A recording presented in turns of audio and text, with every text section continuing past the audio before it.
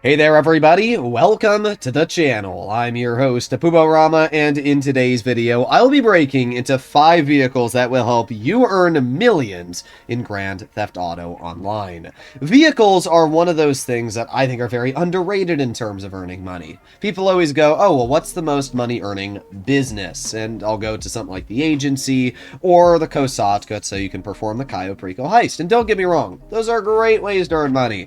But you still need vehicles and ways to get there as fast as possible and tools to complete these missions as quickly as ever. So in today's video, I am going to be sharing my opinions on the best vehicles for money grinding and earning millions in Grand Theft Auto Online. And that brings us to the 5th place position, which is the Armored Kuruma. The Armored Kuruma is an absolute beast, and it's pretty simple to understand why. It's basically bulletproof for the most part. You cannot die when driving an armored Kuruma. The glass on this vehicle is, well, I mean, you can see it's just completely bulletproof. It doesn't matter if you get shot in the front of the glass or the side or the rear. You just can't die. You can see I've taken 0 damage so far out of all of this gunfire. It's a little crazy, but this is what allows the Armored Kuruma to be so good, because you have a machine gun that you can use. Well, not a machine gun, but a micro SMG you can use, and you can just use this SMG and really take out all the threats in front of you. And not only that, but drive away. The Armored Kuruma is not the fastest. I think it goes around 112 miles per hour, but it's quick enough to get the job done. And its handling is decent. It's all-wheel drive, so it's surprisingly good at off-roading. Overall, the Armored Kuruma is just an absolute beast, and this is exactly why. It just survives. Whenever you are completing missions or doing jobs, this is an absolute must-have. It will make completing these jobs so much easier. I cannot tell you how many times I've done heist setups, and I mean, using the Armored Kuruma just makes completing these heist setups so easy. Plus, it's incredibly cheap. It's only $525,000 on Warstock. So, yeah, it's just a great deal in general. I'd highly recommend to get the Armored Kuruma. If you want a free version of the Armored Kuruma, you can also go over to Warstock, sort by price, and then you will see the Duke O Death available. Every single player in the game has access to the Duke O Death. It doesn't feature as much protection from bullets as the Kuruma, but it features much better explosion resistance, able to survive upwards of 4 homing rockets, which is pretty impressive. And it also comes with very good bulletproof protection, at least in terms of the armor. But the glass itself, you can shoot right through it. But in general, the Armored Kuruma and Duke O Death are great choices, and I'd say you can't really go wrong with either. In the number 4 position, we arrive to, in my opinion, one of the best armored vehicles in the game, being the Nightshark. This is a vehicle that you don't hear all too much about, but I can tell you for a fact that it is an absolute beast. Why? First of all, it's incredibly fast. Look at the speed right now. Its base top speed is around 105 miles per hour.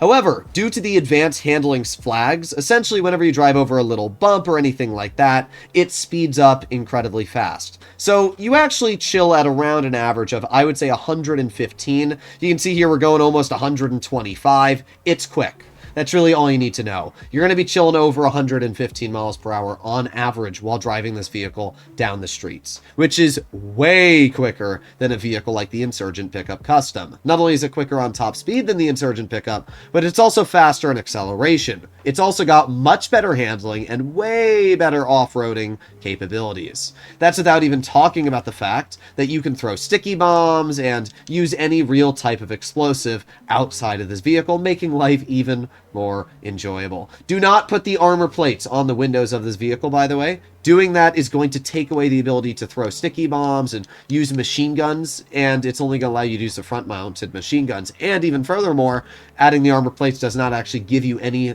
bulletproof protection on the windows. It's just cosmetic, so just something to keep in mind. But in general, the Nightshark is fast, and it can survive upwards of 27 homing missiles. Pair that with the fact that it can send vehicles out of its way with no problems, and it's just a great choice if you never want to die. I mean, sure, the armored Kuruma is going to survive more bullets. But that's why I have the armored Kuruma on today's list as well. The Nightshark is cheap. It only comes in at around $900,000. And if you compare the price of a Nightshark to something like an Amani Tech vehicle, which you need to own an agency for, and then you need to own the agency workshop, and then you need to upgrade the Amani Tech capabilities on the car, you're looking probably at around $7 to $8, maybe even $9 million just to get your hands on your first Amani Tech vehicle. When in return, you can buy a Nightshark, customize it inside of Los Santos Customs, and you'll be down about $1.2 million. The price difference there is absolutely insane, and the performance is pretty similar. You're not going to die in really either of these vehicles, and I do think that a lot of the old armored cars are very underrated. So that's what I'll say. I do think Amani Tech vehicles might be better if you do have a lot of money to spend, especially something like the Obey Ominous EGT, but at the end of the day, this thing is still incredible. It's really good for missions, and it will definitely help you earn millions. In the number 3 position, we have Burger King Foot Lettuce. This is the best vehicle in the game. Imagine I did that voice for the entire video. No, we're not going to do that. I'm not going to make you suffer. Number 3, we have the Oppressor Mk II. The Oppressor is an incredible choice for multiple reasons. First of all, it's fast. It's very fast. See how I've got these little fins popping out on the front, these blue fins? If I press the handbrake button on whatever console you're on or platform, it's going to put the fins away, and it's going to increase our top speed. So you can see without the fins out, I'm going at around 108 miles per hour. When I press the button, instantly do 130.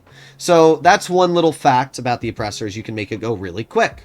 But not only is the Oppressor Mk II a very, very quick vehicle, but it also features an incredibly good amount of skills. It has missiles, it has flares, which, you know, obviously distract missiles being fired at you. It's got a rocket boost. My favorite part about the rocket boost, personally, is imagine you have a player that's really angry at you. They're in a jet or, I don't know, some other flying vehicle, and they're trying to blow you up.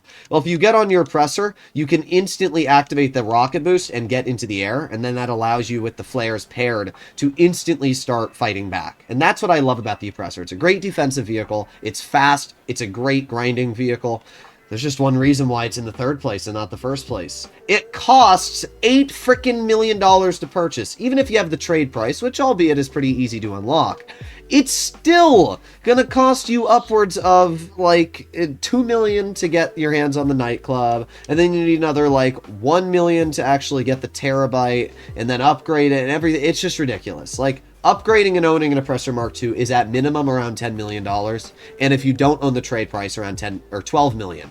And that's the reason why it's not higher up on the list, because if you are a newer player, there's literally no world where you're going to be able to actually afford an Oppressor Mk II, especially if you're trying to get businesses like the Kosatka and the agency set up. I would much rather recommend for you to spend your money on those businesses rather than spending all of your money on one single vehicle. So that's how I personally see it. By the way, don't get me wrong, the Oppressor Mk II is amazing, and that's why it's still made number 3 in today's video. I just don't think it's as good for the value as the 2 next vehicles we'll be talking about, which, speaking of, is the F-160 Raiju in the number 2 slot. I love the Raiju. It's just an incredibly fun vehicle to mess around with. We're in hover mode right now, but we're going to set it into speed mode. The Raiju is the fastest mode of transportation in the game. And you're going to see just how quick. The reason I've been waiting in the city is that's where we started the mission at our agency. I want you to see just how quick we can go from our agency to the Grand Sonora Desert to search for the client doing the rescue operation. Now, I guess I didn't think about this too well because we're a single-seater, so I'm going to have to call out a different vehicle for rescue operation, which will actually bring us to the number 1 slot. But still, the Raiju is just amazing because of how fast it is. And it's not just the speed, it's weaponized. It features an explosive machine gun, which will absolutely decimate anything in front of you. It features homing missiles. These 2 things are incredible. But even better, it has a stealth mode. If you are playing in a public lobby and you don't want to deal with people, you activate stealth mode and congratulations. Now nobody can see you on the map. You are invisible to the radar. Now I should mention that does not mean you're invisible to homing missiles. If somebody sees you and has a lock on your vehicle, they still will be able to shoot you. But in general, it's quite incredible. And my favorite part about the Raiju is the fact that it has hover mode. Hover mode literally means that even if you are dealing with some really, really annoying situations, you can just land it anywhere you are. Normally jets can't do this here, but I can literally just bring my Raiju right over all this action in front of me. Hello, how you guys doing? And then if I really want, I can exit stealth mode. I can pull out my explosive machine gun and just absolutely rain death upon these guys. It's pretty devastating what you can do. Although I don't want to kill the client and I don't know exactly where he is. So for now, we'll just hop out. The Raiju really is amazing. The only real downside with the Raiju is that it's a personal vehicle. And that sounds goofy, right? I mean, why is it being a personal vehicle a problem? Well, the issue is that you can't call out a car while you have the Raiju out in the process. That's the problem. You can see this if we go to the interaction menu, manage vehicles. Look, a personal vehicle is nearby. So I literally could not call out any car if I wanted to while my Raiju's here. Personally, I think that's really goofy. I wish it was more classified as a Pegasus vehicle, like the #1 position we'll be breaking into, which is the Sparrow. Going to service vehicles, going to Kosatka, and selecting Sparrow, if you own it, instantly spawns a helicopter next to you. And it's just so nice. I mean, the fact that you can call in a helicopter wherever you are instantly makes life the easiest thing ever. And this is why I think the Sparrow is multiple times better than any personal vehicle aircraft in the game. Don't get me wrong, the Raiju, it's amazing. The fact that you can complete missions so quick is incredibly useful. But it is really annoying personally, to me at least, that the Raiju cannot be called in anywhere you are because it's classified as a personal vehicle. You have to go to a specific airstrip to get it out. And not only that, but it is a little bit annoying that you can't call out any personal cars when you have the Raiju out. The Sparrow, you can have a personal car. You can then go to your tab and call out a buzzard as well. So I have a buzzard spawned in below me. I have a Sparrow spawned in. I can go to my service vehicles and I can call out any type of car I want as well. So I can literally have multiple different aircraft out, which is kind of crazy, and it just makes life so much easier. So because of that, I always choose the Sparrow. Plus, the Sparrow has flares, which makes life really nice. That means if you're ever dealing with somebody in a public session and they try blowing you up, good luck. And it also features homing missiles. And obviously, homing missiles are super, super useful, although for some reason, it looks like I'm not actually able to get a lock on these enemy helicopters. I guess the game just made it so you can't do that. But you get the point. The Sparrow is fast. It's actually the fastest helicopter in the game at 170 miles per hour. The Sparrow just keeps getting better and better. For example, it spawns inside of your Kosatka. This is incredibly useful because it means when doing setups for the Kaiopriko heist, you can just start up the setup and then boom, hop right into your Sparrow inside of the submarine and start doing your mission, which is so incredibly nice. And whenever your Sparrow gets blown up, it is instantly returned back to your Kosatka. You don't need to spend money like personal vehicles. You don't need to call MMI like your Raiju getting destroyed. And we can show you this right here. Let me just get past the ocean so life's not too annoying for me. But if we jump out of our Sparrow real quickly, and oh god, we're gonna die. We are... Ooh, we just face planted. I think the problem was my character thought I was diving into the water, so he wouldn't let me pull out the chute. But either way, Sparrow blows up, right? If we go to service vehicles and we go to Kosatka, we only have to wait 1 minute and 50 seconds. We can call it back in wherever we are. Personally, because of that, I think the Sparrow is literally the best choice in the game for everything. It's great for grinding, it's great for doing missions, it's fast, it's maneuverable. It really checks every single box. The Buzzard's good. I know people always like to say, oh, I like the Buzzard as well, but the Buzzard is more expensive, and it's not going to make life easier when doing things like the Kaiopriko heist. So, I like the Buzzard, I just don't think it's as good, and it doesn't get flares, so... yeah, hopefully you enjoyed today's video. Let me know if you agree or disagree with my opinions, and I will see you all in the next one. Bye-bye.